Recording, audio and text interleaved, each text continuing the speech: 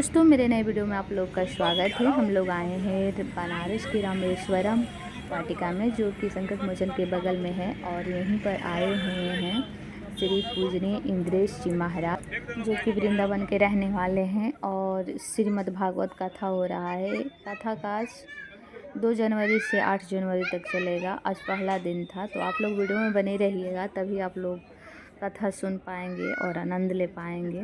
तो please channel को subscribe, like, share कीजिएगा। आप लोग बहुत सारा प्यार दीजिएगा।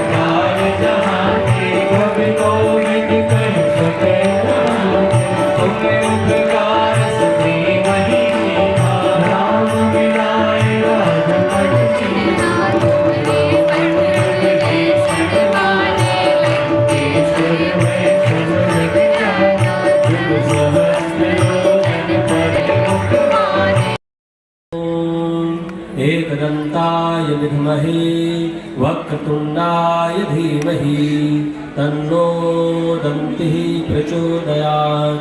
ॐ नारायणाय विद्महे वासुदेवाय धीमहि तन्नो विष्णुः प्रचोदयात्। ॐ विद्महे 24 को समर्पित किया और काशी विश्वनाथ ज्योतिर्लिंग से वर्ष 2025 की भागवत सेवा का प्रारंभ हो रहा है। तो मेरे लिए सौभाग्य की बात। और इस परिवार को, जिनके संकल्प से, जिनके प्रयास से, जिनके भाव से ये सौभाग्य मुझे मिल रहा है, और मेरी वजह से मेरे संपूर्ण कथा प्रेमी और हमारे साथ जो सखा बंधु सब हैं, सबको मिल रहा है। और उसी भाव से आप लोगों को भी मिल रहा है।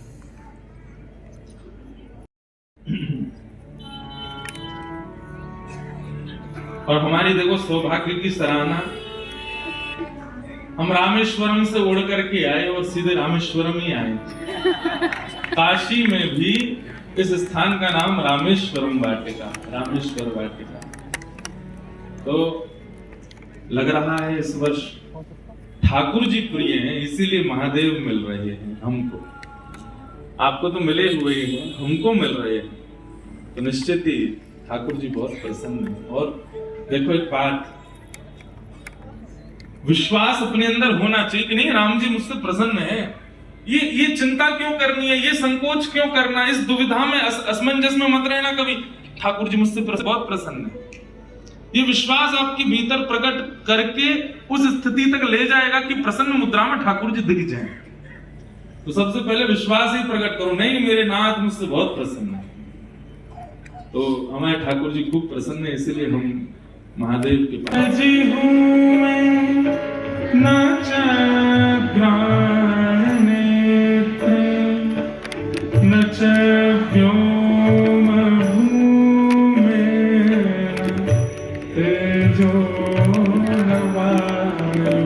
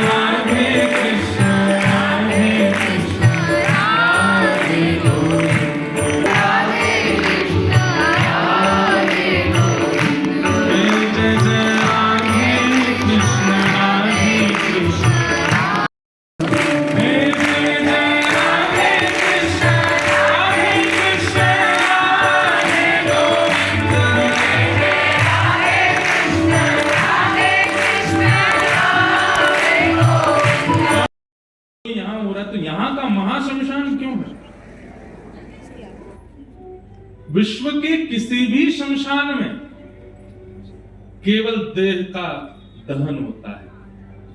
आत्मा को तो कटघरे में खड़ा किया जाता है कि अब तुम्हारे पुण्य और पापों से तुमको दूसरा शरीर मिलेगा, दूसरी योनि मिलेगी और पुनर्जन्म होने की संभावना निश्चित होती है। बहुत ध्यानपूर्वक सुनिएगा। और जितने लोग आ रहे हैं उनको कह दो ऐसे बैठ जाओ। हाँ, कल कुछ व्यवस्था और देख लेंगे कि सब बैठ जाओ सब। और जो व्यवस्था प्रमुख है वो बाहर से अब सबको कह दें कि या तो वहीं बैठ जाएं। कथा से किसी को भेजना भी नहीं चाहिए, भी नियम है। अच्छा, पहले तो एक बात बताएं, पहले ये कथा सार्वजनिक नहीं थी। पहले तो हमने जबरदस्ती सार्वजनिक करवा दी। हमने तो मुक्ति केवल शरीर की नहीं, आत्मा की भी होती है। आत्मा का भी सारे कंटक उसके महाशमशान, ऐसे महाशमशान में महादेव विराजे। और कैसे विराजे? आनंद में विराजे। ऐसे महादेव को हम कथा सुनाने के लिए आए हैं। आज प्रथम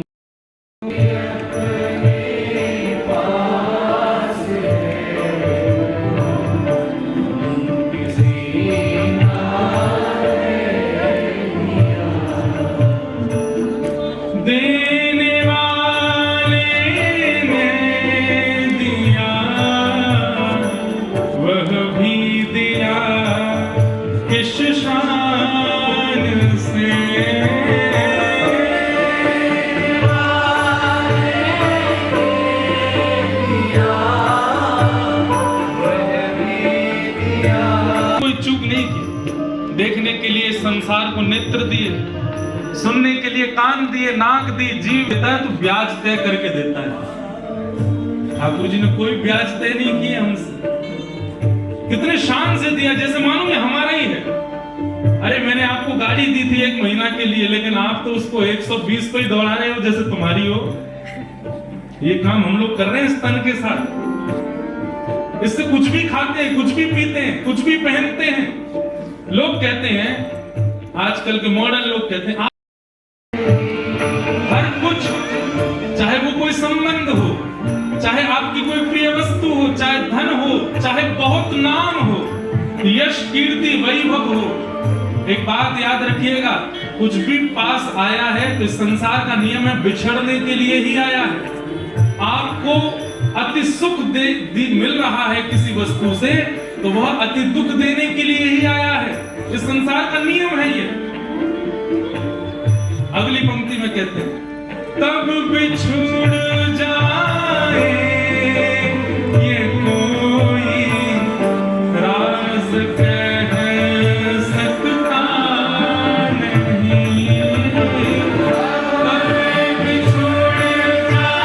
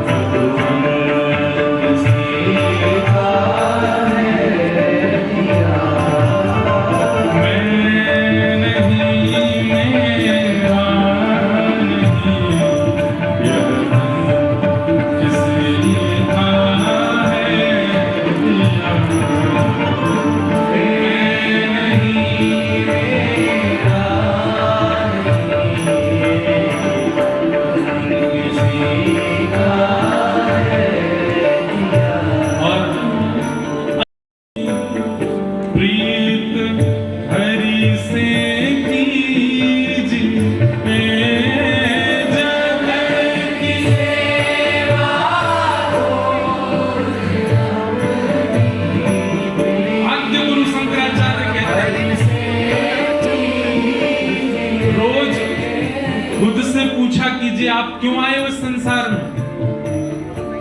केवल ब्याह करने के लिए, केवल वंशवर्धन के लिए, केवल धन कमाने के लिए, खाने पीने, सोने, हंसने, रोने, उठने बैठने के लिए, इसी के लिए मेरा जन्म हुआ?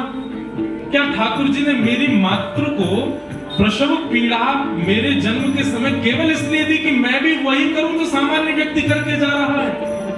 क्या इसी के लिए मेरा आना हुआ था इस संसार में? रोज स्वयं से पूछना चाहिए, को हम तस्त्वम खुद आयात, मैं क्यों आया हूं इस संसार में? ये 3 काम। सबसे पहला जग की सेवा, खोज अपने आप को खोज, क्यों आए हो आप संसार में? और तीसरा प्रीत हरि से कीजिए। मुझे ऐसा लगता है जग की सेवा और हरि से प्रीति, ये 2 क्रिया यदि आपने की तो तीसरे प्रश्न का उत्तर आप क्यों आए हो ये आपको मिल जाएगा।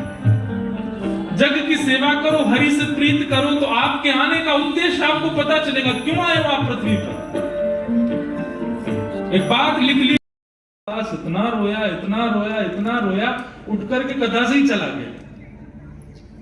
सब ब्राह्मण देवता उसकी हंसी उड़ाने लगे, बोले ये वही है जिसके कंधे पे हाथ धर के आते हो आप, तो कथा के बीच में से ही चला गया। रामाचार्य बोले उसको बुला के लाए। सभा ऐसे ही बैठी थी, सब जैसे आप बैठे हो। धनुर्दास से पूछा, तुम गए क्यों?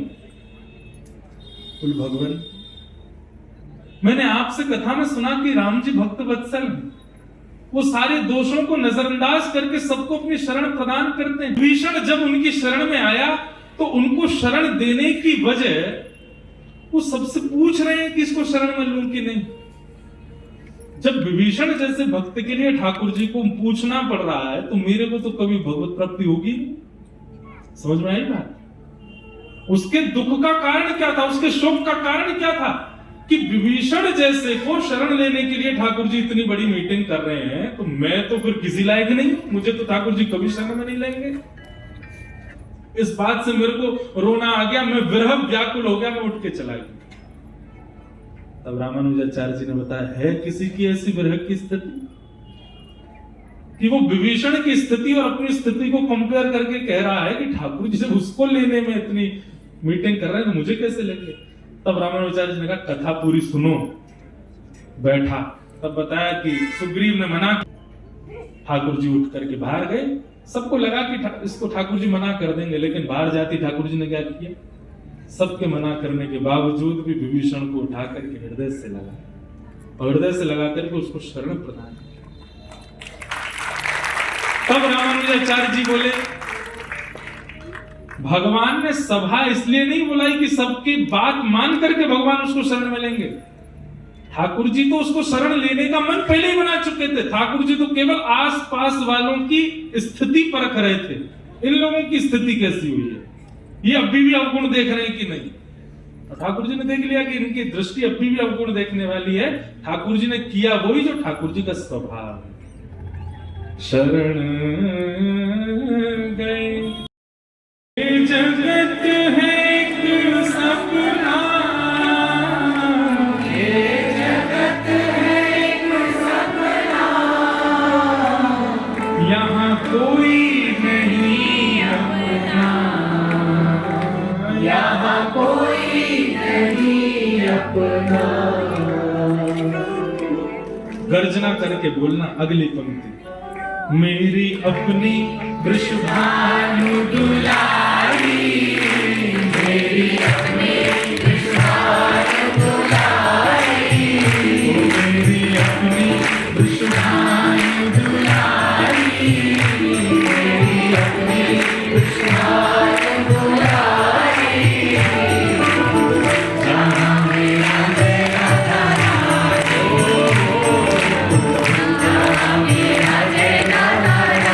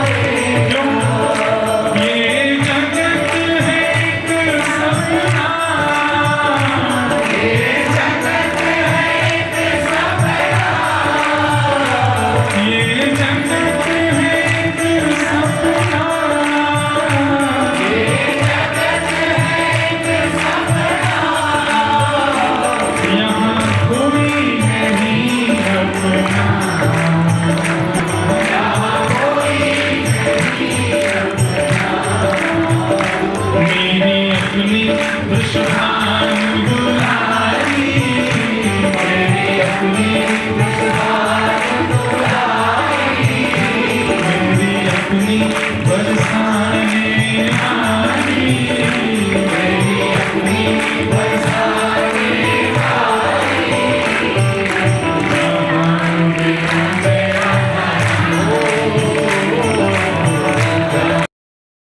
सनत कुमार बने और कथा प्रारंभ होते ही भक्ति महारानी आई, और जैसे ही भक्ति महारानी आई उसके जो जर्जर पुत्र वृद्ध पुत्र थे कथा में प्रवेश करते ही भक्ति सुतौ तौ तरुणौ गृहीत्वा प्रेमैक रूपा सहसा विरासीत्, श्री कृष्ण गोविंद हरे मुरारी, नाथेति नामानि मुहुः वदन्ति। भक्ति ने अपने सुतों के साथ ज्ञान वैराग्य के साथ जैसे ही कथा में प्रवेश किया, ज्यों-ज्यों कथा होने लगी त्यों-त्यों उनकी वृद्धावस्था जाने लगी। ज्ञान वैराग्य दोनों युवा हो गए और नृत्य करने लगे, आनंद में आ गए कथा। भक्ति महारानी प्रसन्न हो गई, नारद जी से जाके कहा आपका किस मुंह से धन्यवाद करूं, आपने मेरे पुत्रों को युवान किया, मुझे बताइए इस कथा में मैं क्या सेवा करूं। नारद जी बोले एक ही सेवा करो, क्या? निरंतरम वैष्णव मानसानि, जितने भी श्रोता कथा में आए हैं सबके हृदय पटल पर आसन बिछा करके आप बैठ जाओ। तब भक्ति महारानी अपने पुत्रों सहित समस्त श्रोताओं के चित्त में जाकर के बैठ गई, मतलब चित्त में आ तो गई आज। निर्धनास्ते विधन्या निवसति हृदय तेषां श्री हरेर्भक्तिरेका, हरिरपि निजलोकं सर्वथा तो विहाय, प्रविशति हृदय तेषां भक्ति सूत्रोपनद्धा। बहुत ध्यान से सुनो, बहुत अच्छा श्लोक है। भागवत जी कह रही हैं सकल भुवन मध्य निर्धनास्ते विधन्या। अगर कोई निर्धन व्यक्ति है और उसके चित्त में भी यदि भक्ति महारानी आकर के बैठ गई है तो वो सबसे बड़ा धनवान है। क्यों? भक्ति आगे आगे चलती है और भक्ति का धागा, भक्ति का सूत्र बंधा हुआ है ठाकुर जी से। तो जहां जहां भक्ति जाती है ठाकुर जी उसके पीछे पीछे चलते हैं, और जहां जहां ठाकुर जी जाते हैं ठाकुर जी का सूत्र बंधा है लक्ष्मी से, लक्ष्मी ठाकुर जी के पीछे पीछे चलती है। मतलब जहां भक्ति आएगी कुछ समय बाद वहां ठाकुर जी आएंगे, और जहां ठाकुर जी आएंगे वहां लक्ष्मी को आना ही पड़ेगा। अभी उल्टा होता है, पता है क्या?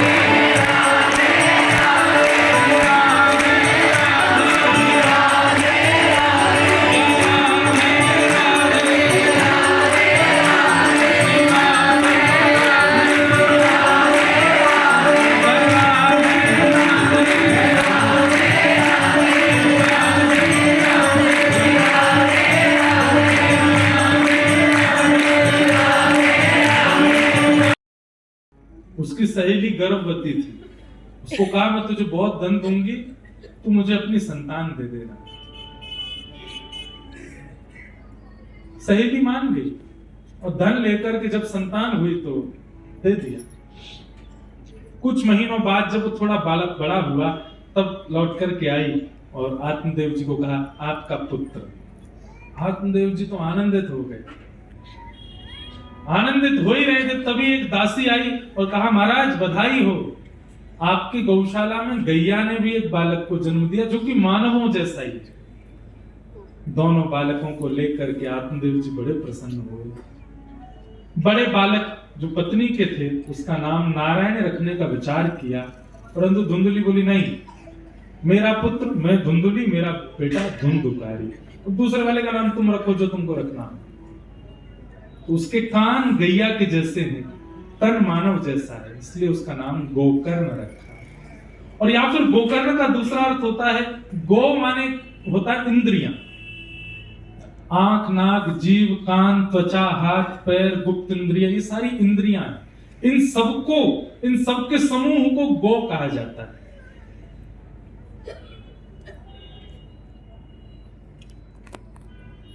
तो गो यानी कि इंद्रियां, उन इंद्रियों से जो केवल कृष्ण भक्ति करना जानता हो उसको भी गो करने के।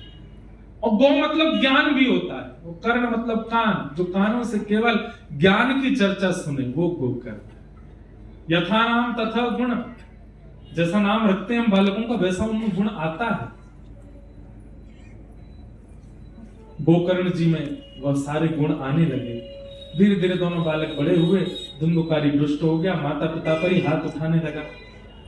मां ने तो प्राण त्याग दे कुआं में कूद के, पिताजी घर छोड़ के चले गए। बोले कि हमने तो पुत्र की कामना इसलिए गई थी कि पुण्य नामक नरक से तारेगा, परंतु इसने तो जीवन ही नरक बना दिया, ऐसे पुत्र की क्या कामना। एक बात सुनिएगा, आत्मदेव जी के मन का संशय दूर हुआ।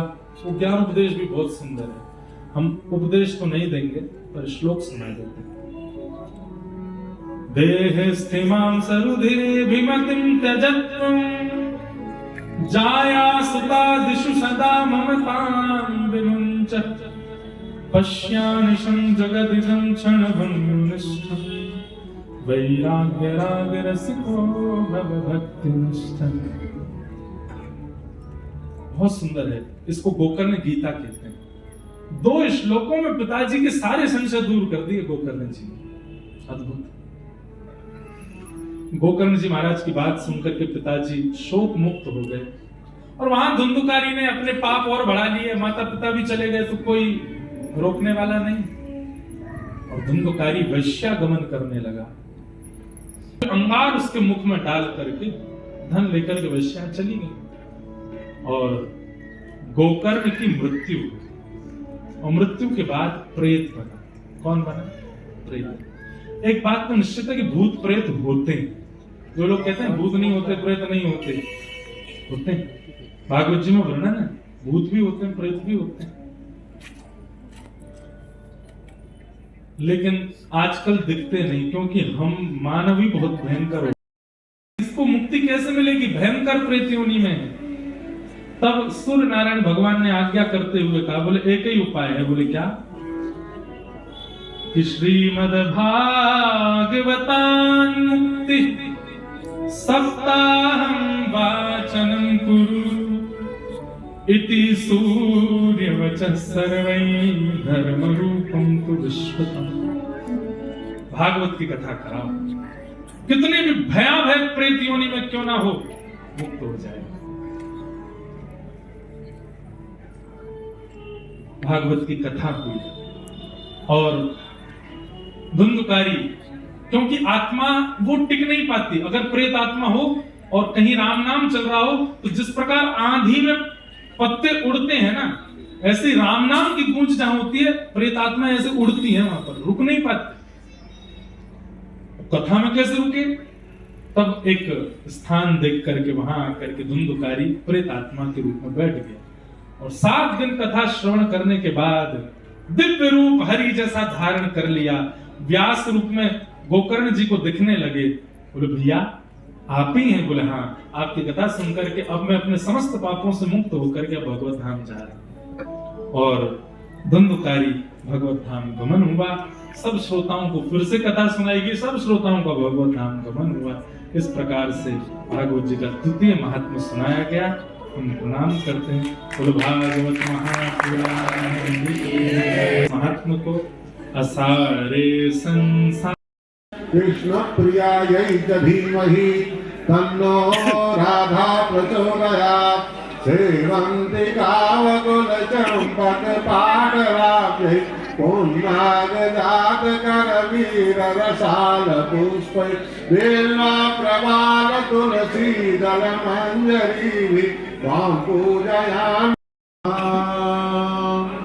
गुरु राजा रामचंद्र भगवान की, श्री बाल कृष्ण लाल की, काशी विश्वनाथ भगवान की, गंगा मैया की, संकट मोचन हनुमान की जय जय श्री राधे।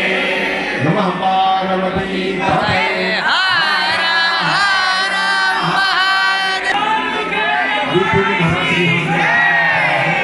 कोई भी चरण नहीं छुएंगे, दूर से ही आप लोग हाथ जोड़ कर अभिवादन कर सकते हैं।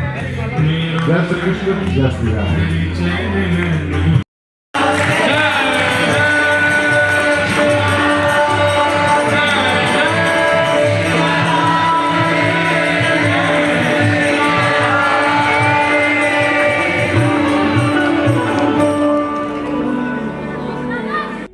वृंदावन भक्ति में युवा है,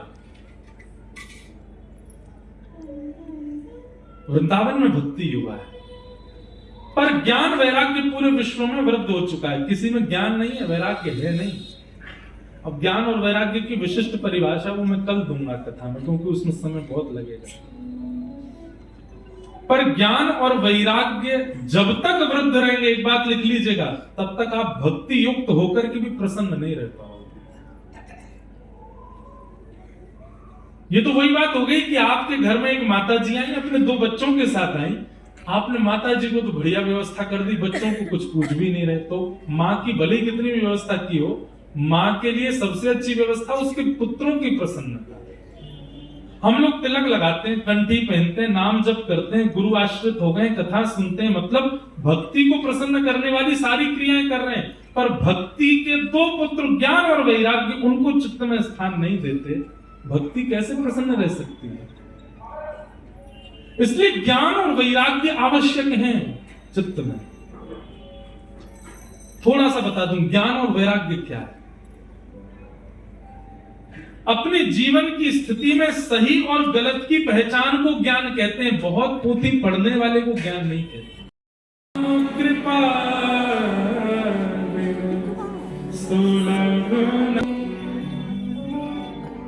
बिनु सत्संग विवेक न हो। वो विवेक ही बनाता है। और राम कृपा बिन सुलभ न सो। ये सत्संग राम जी की कृपा के बिना नहीं मिलता। इसलिए विवेक यानी कि ज्ञान यानी कि भक्ति का पुत्र, उसको जीवन में लाइए। सही और गलत की पहचान आपके जीवन में होनी चाहिए। 31 दिसंबर की रात्रि आप कहां थे, वो आपका विवेक बताता है। आप सत्संग में थे या ऊधम में थे? यहाँ के तो सब यही बोलेंगे सत्संग में थे। पर आप जहां थे उससे आपकी विवेक बुद्धि पता चलती।